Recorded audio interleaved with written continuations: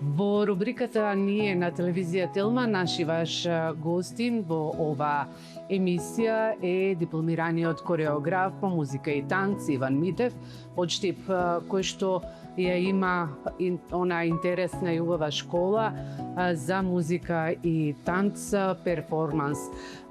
Митев работи со млади луѓе, меѓутоа и со повозрасни граѓани на Штип, ги учи како да танцуваат, но и да уживаат во музиката и во танцот. Да го слушнеме, да го видиме разговорот со Иван.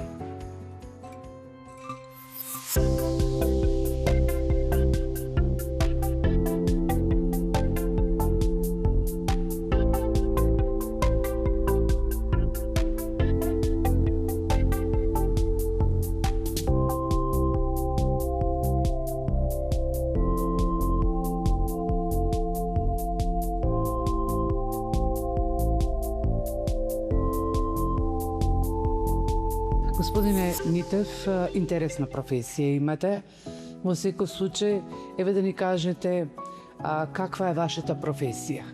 Интересна, полна со музика и со танц. Едноставно, што ја беше предизвик да започнете да работите како кореограф по музика и танц? Вака, најпрво благодарам за можноста, што еве накусу ќе можеме да поразговараме од аспект на културата, што се случува како новитет во градот Подисарот. Почестени сме со вашето присуство овде. Најпрво идејата дојде по долгогодишното играње во културно-уметничко друштво. Уште од мали нозе сме на самата сцена со сите мои колеги, кои што ден денеска се уште се познаваме. И така постепено Бог на секој дал по некоја дарба, мојата беше кореографија. Тоа го сватив од кога завршив средно образование и се одлучив дефинитивно да студирам кореографија и музика.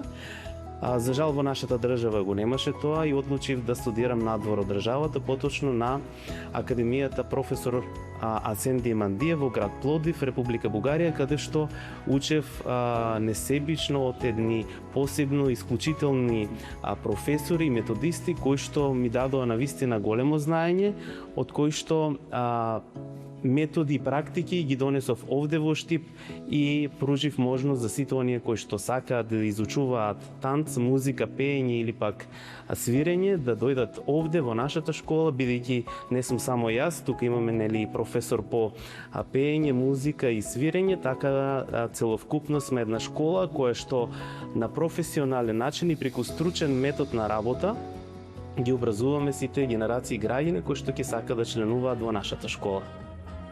Да се биде кореограф, тешко ли е да се научи некој да игра, да танцува? Не е тешко кога нешто се работи со љубов, со многу внимание, со доста посветеност. Наша работа е и тоа, да ги инспирираме останатите, да дојдат, да дадеме мотивација, поготово во нашето општество, во нашата Македонија, каде што знаеме многу често да кажеме дека по традиција, жената не смее да игра, мажот треба само да работи, но сепак еден час во денот заслужува секој да дојде да се фати рамо до рамо и рака до рака до колегата што можеби до него е декан, професор или пак обичен работник или пак пензионер, за да дојде да се фати рамо до рамо и да игра, да танцува. Нашата инспирација доаѓа и од самите нив, а тие ја црпат од нас. Така да голема одговорноста пред се, ги учиме професионално, тоа мораме да го потенцираме уште на самиот старт. Зошто? Затоа што е многу важно кога ќе дојде некој без знаење. Многу често знаеме да се шегуваме и да кажеме со две леви нозе. И да почнеме стапка по стапка да ги изучуваме ората, танците и се она што тие ги интересира. Кога убаво ќе се раздруби еден чекор, така народски кажано, да се знае што имаме на секое делче, на секоја стапка која што има стручно име, им е многу полесно и добиваат една мотивација да продолжат следниот час, па следниот и веќе доаѓа како една мини хоби, занимација, после работа да дојдат овде бидејќи големи се бенефитите. Не пружиме ние само танц, ние пружиме пред се ослободување од секојдневните стресов. Сите ние сме обкружени за жал со стрес, нервози кои што го пружи модерното време.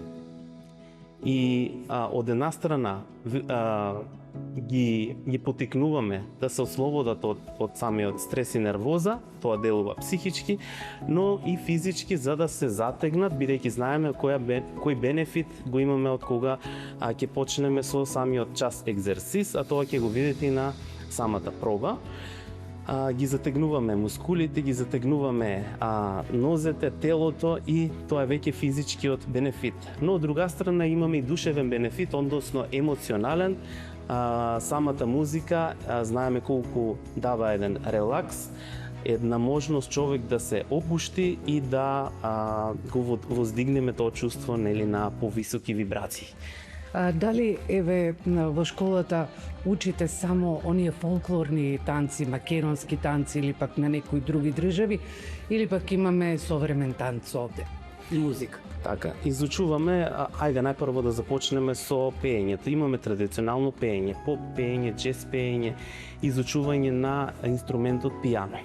Потоа пружиме дополнителни часови солфеж за сите оние кои што им е најнеопходна нели стручната помош, за да знае секој правилно да дава ритам, да го изучуваме правилно ритмот, колку време трае и како се нели тактира. Потоа од танците имаме народен танц, кој што ни е особена чест и задоволство да кажеме дека ги изучуваме, бидејќи Македонија е пребогата со танци. Кога се учи народниот танц, мораме да напоменеме дека секоја етничка област во Македонија има свој стил на играње, свој стил на пеење, свој стил на носија, свој стил нели на израз и комуникација. Ние кога навлегуваме во традиционалната култура, навлегуваме во битот на тогашната жена, како таа живеела, како се однесувала, дали можела слободно да комуницира. И сето тоа го вметнуваме, ги соживуваме самите уметници, кои што се, морам да кажам, многу професионални, сепак се аматери, да дојдат и да изучуваат правилно како што треба. И потоа ги вметнуваме самите стилски форми на игра и нели начинот на однесување и комуникација една со друга. Потоа тоа го учиме два пати во седмицата. Ако е првата група, да кажеме, тие доаѓаат, понеделник и среда. Петок, како дополнителен час, го оставаме за танците на останатите народи, односно на останатите држави. За сега сум многу задоволен, затоа што почнавме со соседните држави. Знаеме, културата не познава граници, ниту политика. Културата и спортот се афирматори на една држава. Ние почнавме со Република Грција, потоа продолживме со Србија, Бугарија и се надевам дека вака ќе продолжиме во иднина да изучуваме и нели светски познати танци. Изучуваме дополнително и даваме едукација на сите младоженци, кои што морам да истакнам дека сум задоволен затоа што и тие препознаваат квалитет, доаѓаат дури од соседните градови да дојдат правилно да изучат за неколку часа танц и да го прикажат нели на самата свадбена церемонија на почетокот и делата зборуваат да не зборуваме ние. Така, тоа е сега многу модерно, веќе неколку години невестата и младоженецот едноставно се спремаат, имаат некоја кореографија пред да почне свеченоста, свадбената свеченост. Тешко ли е да се работи со невеста и младоженец? Ги слушате ли нивните оние потреби? Која е според вас избрана песна, тоест музика ја бираат младите? Благодарам на прашањето. Многу е комплексно кога се работи со луѓе. Најпрво морам да потенцирам дека ние педагозите од друга страна сме и на еден начин психолози, кои што нудиме нели можност уште од самата врата кога ќе се појават да почувствувам какви енергијата, дали се задоволни, дали доаѓаат нервозни, така и пристапуваме и ние со практичен метод на работа. Не можам да кажам кој највеќе е карактеристичен танц кој што го избираат, но еве највеќе се обрнуваат на класичен танц, нешто од Виена и слично. Не бараат нешто конкретно, бидејќи не се стручни во таа област, но ги гледаме нивните способности. За еден час проценуваме горе-долу кои се нивните танцови способности, за да можеме да превземеме чекори, дали да одиме на нешто по-практично, повеќе карактеристично, за да ги воодушевиме самите гости, самата публика, или пак да биде нешто порамно, по-класично, но од друга страна пак да има некоја елеганција.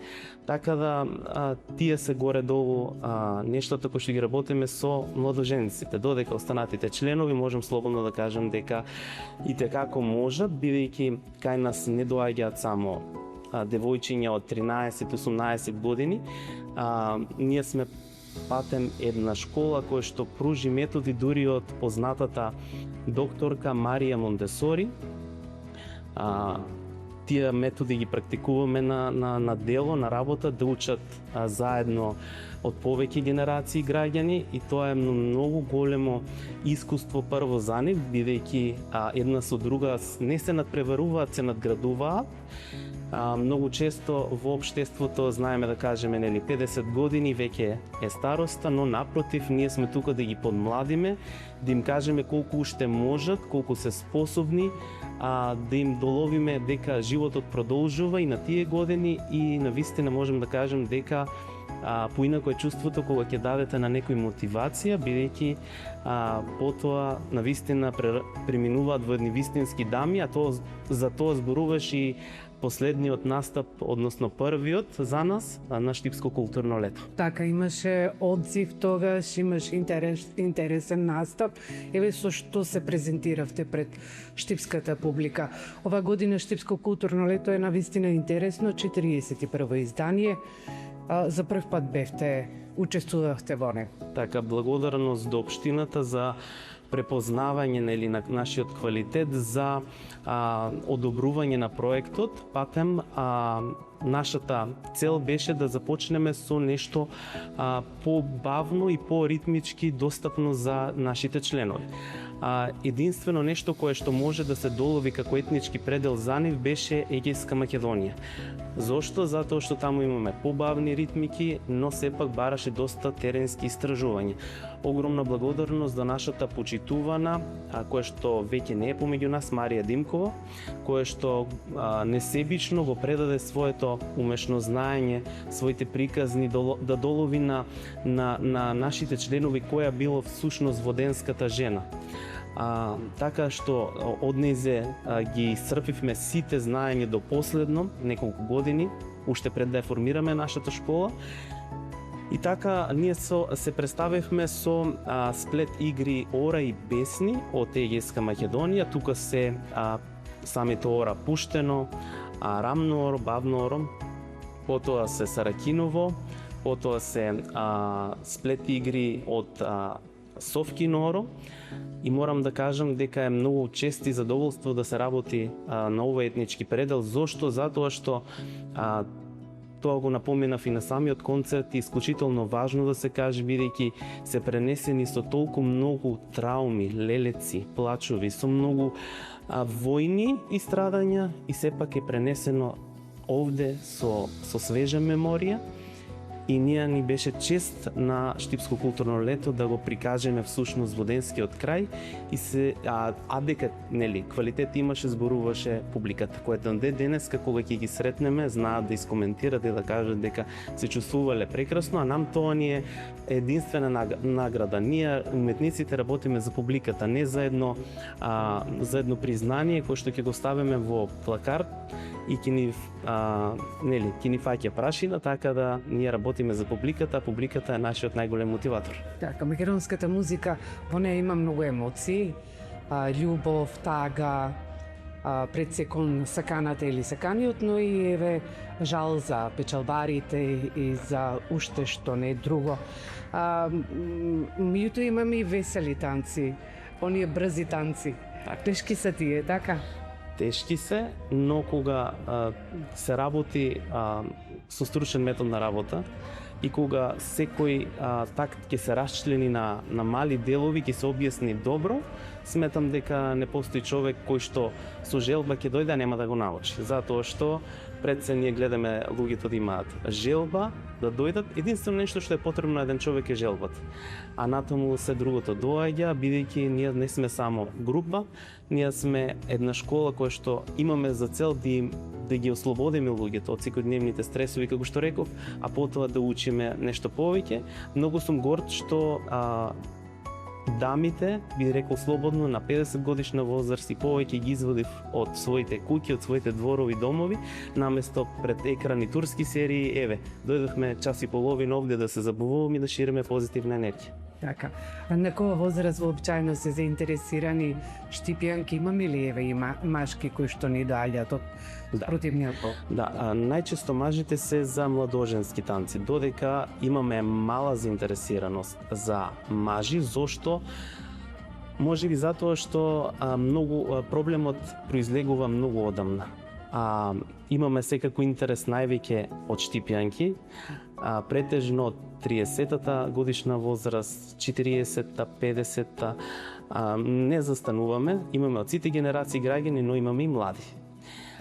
Имаме млади невести кои што се на 20 и неколку годишна возраст, имаме тинејџери, така да ние сме една мешавина од возрасти, како што и напоменав, метод на Марија Монтесори да се надградуваме едни со други и тука да ги избираме секако, нели, оние кои што сакаат да настапуваат, да формираме групи кои што ќе настапуваат и доправа се спремаме за настапи, и групи кои што сакаат едноставно да доаѓаат колку да се опуштат и да го поминат времето, изучувајќи некои карактеристични, нели, танци ора, за да, нели, знаат да се приклучат кога ќе видат некоја таква група. Така. Убаво рековте дека музиката и танцот се еден вид терапија за секој човек во оваа денешница, преокупиран со еден куп обврски, исто така и со своите стресни работни места. Колку треба еве во денот да танцуваме или да слушаме музика? Би рекол дека неопходно е дневно барам 1 час да се слуша музика, дури кога се подготвува еден наручек, дури кога се чисти дворот, потребно е музиката. Зошто? Затоа што е најголем бенефит за опуштање на телото. Од друга страна пак и танцот има големи способности кај големи влијанија кај еден човек, затоа што можам слободно да кажам дека таков е методот на работа. Ние се исклучуваме од се што е надворешно и работиме тук. Кога ќе му дадете активност на мозокот, кога ќе му дадеме функција, што имаме на раз, на 2, на 3, на 5, автоматски ние се исклучуваме од надворешноста и тоа е клучното што ние го работиме како единствени во државата, не знам, но во истокот со 2 раце можам да кажам да. И тоа е единственото нешто кое што не нас обликува, заокружува и тоа може да се види на самиот час. Вие тоа ќе можете да погледнете, многу е важно кај нас дисциплината. Работиме на тоа да можеме најпрво да се стишиме, да се совземеме од сите надворешни влијанија, да дојдеме да имаме почит еден кон друг, да сме облечени сите во исто. Морам да потенцирам, внимаваме многу на опрема, на чистина, овде да ни е се подредено како што треба, како што доликува, бидејќи еден од методите вели и самата просторија да биде, нели, соодветна, светла, чиста, уредена, за да има, нели, како велат, чист дом, чист ум. Така, вие сте единствениот кореограф по музика и танц во земјава или има и други? Колку што се моите познавања, во нашата држава за среќа имаме етнокореолози кои што се на Универзитетот Гоце Делчев Штип, но тие генерално се занимаваат со борската игра, како била некогаш, таква се адаптира и на самата сцена. Срекни сме што ги имаме и слободно можам да кажам дека тие се единствениот извор од кој што може да се зачува оваа култура, но генерално во државата, според моите сознанија, мислам дека сум единствениот дипломиран кореограф конкретно за танц и за музика. Не зборуваме тука за балет, како збориме за, нели, за кореографија и музика од народна и, нели, нешто од останатите држави, така да чест ние да работиме и еве да си ја зачуваме културата, бидејќи за жал ние кореографите многу често наидуваме и етнокоролозите, верувам ќе се сложат, наидуваме на многу пречки во развојот на нашата култура, на демотивација од аматери. Немам ништо против никого, но многу е важно културата да се пренесува достоинствено таква каква што е. Македонија е пребогата со култура, ние мораме да ја зачуваме и да се гордееме таква каква што е, бидејќи е многу специфична, а дека е доста богата, зборува светот за Македонија. Ви благодарам на разговорот, се надевам на уште многу успеси во иднина и еве за на крај што ви порачале на нашата публика, тоест на нашите гледачи на телевизијата?